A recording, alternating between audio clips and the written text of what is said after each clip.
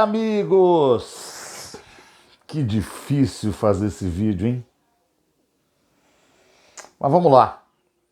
Primeira batalha perdida se a gente pensar em dois confrontos que perfazem uma guerra, vamos chamar assim. É isso. Bem-vindo ao canal Tricolaço para falar das coisas do São Paulo Futebol Clube com você também. Participe junto com a gente aí, clique no sino, se inscreva, receba notificações, avise os amigos, compartilhe, comente. Fique à vontade para comentar. Tem alguns amigos que comentam, vem aqui, escreve, pensam, tem que escrever mesmo. E a gente vai recebendo você sempre com o maior respeito, com o maior carinho aqui também. Mas vamos lá. Primeira batalha perdida na semifinal da Copa do Brasil. O Corinthians venceu o primeiro jogo na Neoquímica Arena em Itaquera. E é muito difícil falar desse jogo pelo seguinte. Se a gente olhar o global da partida, o São Paulo se apresentou melhor em campo na maior parte do tempo. Agora, o Corinthians ganhou por um motivo que eu considero sempre muito importante quando a gente fala de jogos de futebol. Aliás, vale até para o jogo todo isso que eu vou dizer agora. A bola caiu mais vezes no pé de quem decide do lado do Corinthians. Basicamente é isso. Porque os 3 gols da partida de hoje foram marcados por jogadores que decidem. 2 do Renato Augusto do lado corintiano, 1 do Luciano do lado São Paulino. Alguns outros jogadores não têm o mesmo poder de decisão. E no caso do São Paulo, a bola passou menos vezes pelos pés de quem decide do que do lado do Corinthians. Curioso, porque o São Paulo teve 14 finalizações a gol contra 5 do Corinthians. Tá? O São Paulo teve por volta de 70%, 65% de posse de bola durante o jogo todo. Foi quem teve o controle da partida a maior parte do tempo. E também foi quem levou mais perigo. Porque às vezes você tem a posse de bola, mas não leva mais perigo. Agora, o Corinthians teve essa, não vou dizer sorte, porque não é sorte. Na verdade, é algo que foi conduzido até ali. Mas o Corinthians teve poucas chances e aproveitou melhor essas poucas chances que teve. De modo geral, inclusive, ao longo de toda a partida, o Corinthians não apresentou um jogo convincente. Agora, o Luxemburgo acertou o negócio que o Dorival não soube contrapor. O gol do Corinthians, o primeiro, sai com 2 minutos do segundo tempo, numa jogada que começa pelo lado direito com o Adson. Termina lá na área, envolvendo o Adson também, com o Renato Augusto marcando. E o segundo gol do Corinthians acontece depois que a jogada que nasce do lado esquerdo vai parar do lado direito, encontra o Renato Augusto na entrada da área, ele ganha na disputa do jogador São Paulino e faz o gol. Isso evidencia o seguinte: de tudo que o São Paulo fez de certo no jogo, ficou faltando corrigir a marcação do lado esquerdo, especialmente no segundo tempo, quando o Adson passou a ocupar aquele espaço e o Caio continuou descendo, porque ali é muito claro o seguinte, né? Com o Adson jogando ali, talvez o São Paulo perdesse o lado esquerdo com o Caio. Mas não foi isso que aconteceu. O Caio continuou saindo ainda assim.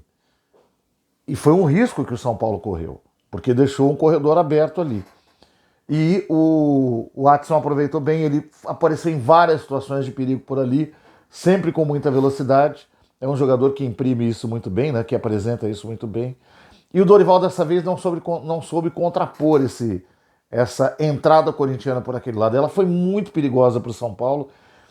A questão é que, como isso aconteceu pouco no jogo, talvez tenha dado a impressão de que era fácil de controlar. O problema é o seguinte: se essa jogada é desequilibrante, se as jogadas que acontecem por ali são desequilibrantes, seu time está no risco. O Dorival estava com o time no risco. Então, e não acertou aquele posicionamento. Né? Ainda assim, o São Paulo poderia ter ganhado. Acho que foi o jogo em que o São Paulo esteve mais perto de ganhar, mesmo tendo começado perdido. Porque quando o São Paulo faz o gol do empate, ele retoma aquele domínio do primeiro tempo, passa a pressionar ainda mais o Corinthians, mas aí teve o azar de perder o Rodrigo Nestor. O Rodrigo Nestor entrou bem no jogo. E era um jogador que estava dando uma dinâmica importante ali na articulação do ataque, numa noite que o Michel Araújo nem foi tão bem, né?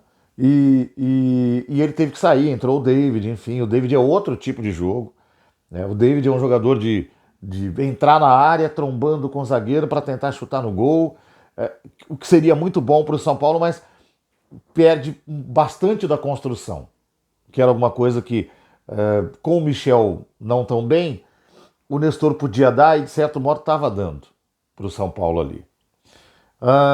Então é isso que aconteceu. Agora, o que a gente espera da próxima? Vamos lá. Tem alguns aspectos para serem colocados na discussão. O jogo de volta acontece só daqui 20 dias, o que é um absurdo, mas ele só acontece daqui 20 dias porque CBF e Conmebol fizeram caca na hora de montar suas respectivas tabelas, né? A CBF, por exemplo, montou a tabela da Copa do Brasil, talvez se esquecendo que haveria o playoff da Copa Sul-Americana, o que atrasou em uma semana, talvez nas contas da CBF, os jogos decisivos das oitavas de final da Copa Sul-Americana e da Libertadores da América. Então, a Copa do Brasil teve o jogo hoje de semifinal, só vai ter outro dia 16 de agosto. Até lá, o Corinthians pode estar muito melhor do que está hoje e o São Paulo piorar muito. Como o Corinthians pode piorar demais e o São Paulo melhorar mais. Então a gente não consegue prever hoje que jogo a gente vai ter. O que a gente vai ter dia 16 de agosto é um time que precisa ganhar por pelo menos 1-0, que é o São Paulo, para levar a disputa para os pênaltis.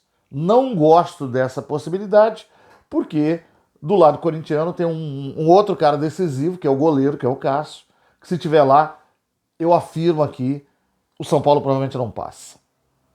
Então o São Paulo tem que trabalhar por 2 gols.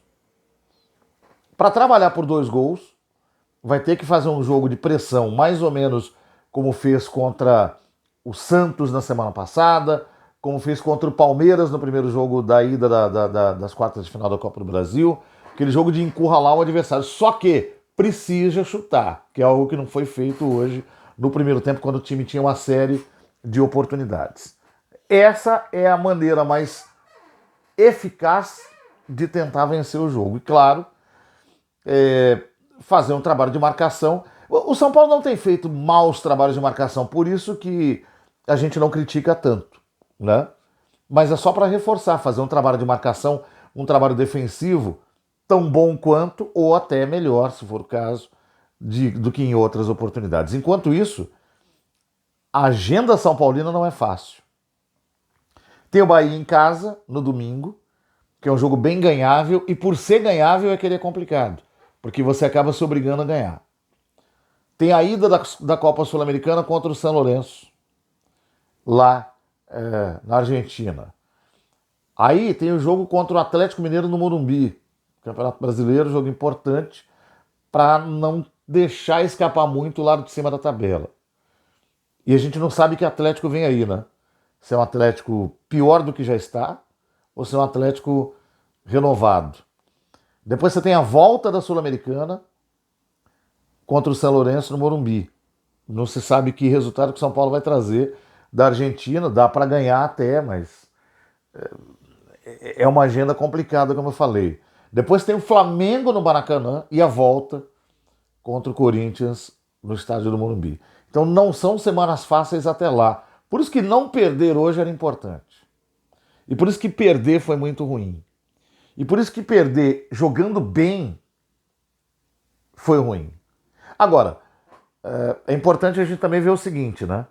O pessoal que é da aviação diz assim, você não deve ficar procurando culpado em acidente aéreo. O acidente aéreo, ele tem que servir para que você conheça o que deu errado para acertar eventuais problemas para que aquele erro não volte a ocorrer.